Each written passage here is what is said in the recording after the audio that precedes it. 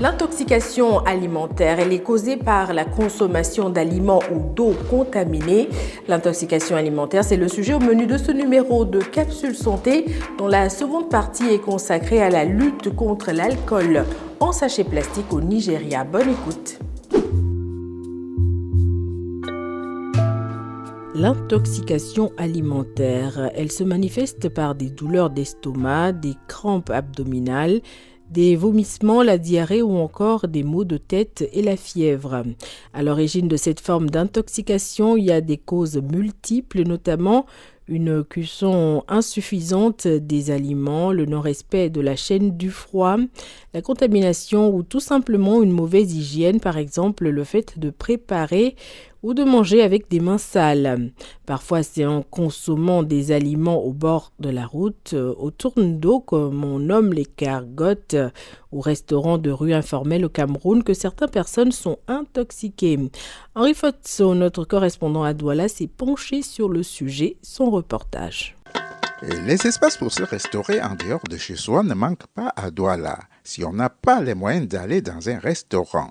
Georges Christophe Emmanuel Modouté vient de se faire servir s'il mange volontiers au bord de la route. Les conditions d'hygiène ne le rassurent pas pour autant. Déjà, même tu peux passer la commande, tu arrives où tu dois manger, tu trouves que le plat dans lequel on te sert, même déjà te coupe l'appétit, mais tu as déjà payé. Puisque tu es dehors pour te battre, tu fais avec. Si j'avais vraiment du budget aussi comme les autres, je serais dans les grands endroits manger, à choisir le menu qui me convient. Mais maintenant, comme on est au tourne d'eau, chacun fait comme Mamie Makala donne son menu. Riz, haricots, bouilli à côté, poisson. On met le tout, on mélange. Après, toi-même, tu demandes encore si on ajoute le piment. Tu t'en sors avec. Se restaurer dans la rue peut comporter certains dangers comme l'intoxication, nausées, parfois des vomissements, émission très rapide et fréquente des selles, violents maux de ventre ou coliques sont des symptômes de l'intoxication alimentaire. Zéphirine Dimi, rencontré au quartier administratif de Douala, se méfie, lui, de plus en plus de ces restaurants non conventionnels. L'insalubrité, les moyens limités et autres. Moi, je pense que c'est pour ça que nous sommes confrontés à beaucoup de maladies. Georges Christophe Emmanuel Modouté a plusieurs fois eu des indigestions de repas pris au tourne d'eau. Il y a les nourritures que toi-même tu manges, tu dis bon ok, je sais que d'ici 3 heures dedans, je dois me retrouver à la maison. Parce que déjà, à vue d'œil, tu as d'abord commencé à craindre la nourriture, mais la famille t'a amené à manger. Mais au bout de 15 minutes, tu comprends que non, si tu n'es pas sur les routes des toilettes, tu vas le faire dans un taxi. Donc c'est quelque chose qui est récurrent. Déjà de l'eau n'est pas potable, on te donne le même gobelet avec tout le monde. Il n'y a pas question d'hygiène là-bas. C'est un instinct de survie en fait. L'intoxication alimentaire ou les maladies d'origine alimentaire représentent un défi de santé publique majeur en Afrique. Selon les données les plus récentes de l'OMS, le continent africain est la région la plus durement touchée au monde. Plus de 91 millions de personnes tombent malades chaque année en Afrique après avoir consommé des aliments insalubres. Ces intoxications entraînent environ 137 000 décès par an sur le continent, soit environ un tiers des décès mondiaux liés aux maladies d'origine alimentaire.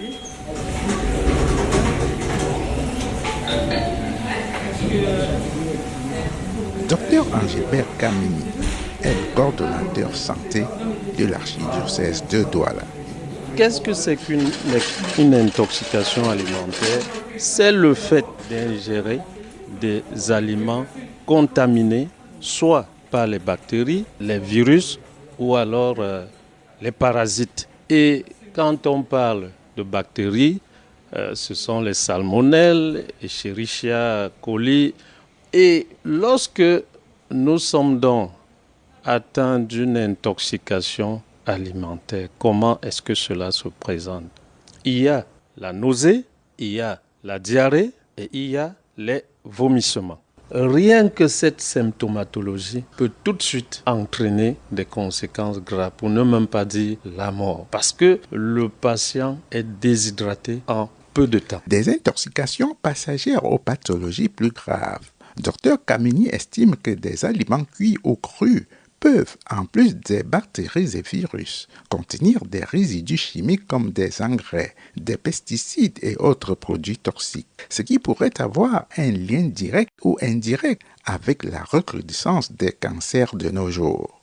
Le médecin lance l'appel à plus d'observance des règles d'hygiène, tant chez les restaurateurs que chez les consommateurs. Cela veut dire que si nous sommes dans un restaurant, il faudrait qu'on commence par les éléments qui entrent en jeu dans la cuisson. Les aliments eux-mêmes, est-ce que c'est de bonne qualité? Et vous-même, vous avez constaté aujourd'hui que nous consommons beaucoup plus des aliments qui ne sont plus naturels, qui ne sont pas bio, qui ne sont pas frais. On a utilisé des produits chimiques tels que les engrais et ça aussi, ça peut être déjà une cause d'intoxication. Ce qu'il faudrait faire par rapport au street food, c'est privilégier le cuit devant vous, car la chaleur tue la majorité des bactéries.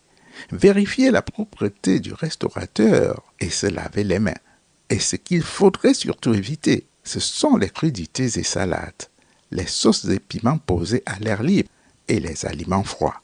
Henri Fotso, à Douala pour la Deutsche Welle. À noter que le traitement de l'intoxication alimentaire se base sur le contrôle des symptômes et la prévention des complications éventuelles telles que la déshydratation. La prise en charge varie en fonction de la gravité de l'intoxication. Elle consiste notamment à réhydrater le patient pour compenser les pertes provoquées par les vomissements et la diarrhée. DW. Le lien entre la santé et ce que l'on consomme, on continue d'en parler dans Capsule Santé, direction à présent le Nigeria, où la consommation d'alcool en sachet plastique est assez courante, mais cela n'est pas sans danger pour la santé. Nous sommes dans un quartier résidentiel de Lagos, au bord de la route. Un kiosque propose des sachets en plastique d'alcool. Philippe, qui achète des sachets presque tous les jours, explique préférer y aller doucement plutôt que d'acheter une grande quantité. Je préfère y aller doucement, progressivement, plutôt que d'en prendre une plus grosse et de me saouler. J'ai une quantité minimale et une quantité maximale. Ça dépend de mon humeur. Si l'alcool conditionné en sachet et en bouteille plastique est très prisé, l'Agence nigériane de réglementation des aliments et des médicaments entend interdire sa commercialisation. L'objectif est de réduire la consommation d'alcool chez les mineurs et les conducteurs. Il faut dire que si la consommation excessive d'alcool est mauvaise pour la santé, l'alcool en sachet est encore plus dangereux car le faible coût et la petite taille des sachets facilite une consommation rapide et favorise l'addiction précoce. Les sachets plastiques, surtout lorsqu'ils sont exposés à la chaleur ou stockés longtemps, peuvent libérer des composés chimiques comme le bisphénol A dans l'alcool. Ces substances sont des perturbateurs endocriniens suspectés d'être cancérigènes et d'entraîner des troubles de la reproduction et du système nerveux. La forte teneur en éthanol de ce type d'alcool augmente par ailleurs rapidement les risques de dépendance et de maladies hépatiques. Des études ont aussi montré que ces alcools en sachet peuvent contenir des métaux lourds comme l'arsenic ou encore le plomb. Ces alcools vendus en sachet peuvent également contenir du méthanol, une substance extrêmement toxique qui peut provoquer la cécité, des lésions cérébrales, voire la mort. Pour Ruth Amara, qui vend de l'alcool conditionné en sachet dans un kiosque, en dépit des dangers pour la santé, la demande reste soutenue. J'ai commencé avec ma mère et ça fait longtemps que je suis là.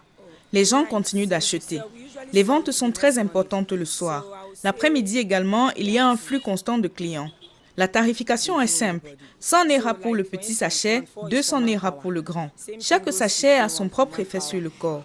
Personne n'est venu nous voir pour nous poser des questions.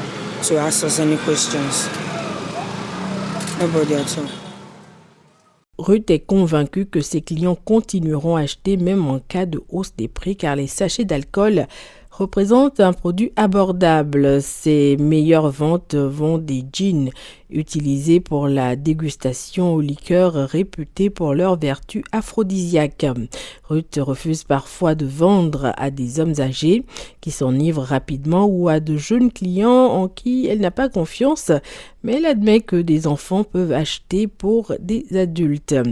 L'expérience de Philippe est similaire. Il affirme que la disponibilité n'a pas diminué depuis que l'on a commencé à parler d'interdiction. Un rapport de 2019 publié par African Health Science a révélé que 30% des jeunes Nigérians consomment de l'alcool. Le rapport mondial de l'OMS sur l'alcool et la santé, qui date de 2018, estimait la consommation excessive d'alcool ponctuel chez les Nigérians âgés de 15 à 19 ans à 22,5%, soit l'un des taux les plus élevés d'Afrique. Des organisations de la société civile nigériane œuvrant pour l'équité en santé soutiennent pour leur part que les sachets permettent aux jeunes de se procurer et de dissimuler facilement de l'alcool fort, établissant ainsi un lien entre sa consommation généralisée et les accidents de la route, le décrochage scolaire, les violences conjugales et la dépendance précoce. Plusieurs pays africains ont restreint ou interdit la vente d'alcool en sachet pour des raisons de santé publique. Au Nigeria, la question n'est plus celle de la disponibilité, les sachets restent largement vendus, mais celle de la responsabilité de faire appliquer la réglementation. Capsule Santé, c'est fini pour aujourd'hui. Merci à Oke Omere pour ce sujet sur l'alcool en sachet au Nigeria. Et merci à vous pour votre attention. Vous pouvez retrouver ce magazine comme tous les autres sur les plateformes de podcast et aussi sur notre site internet DW Français. Au revoir. Come on.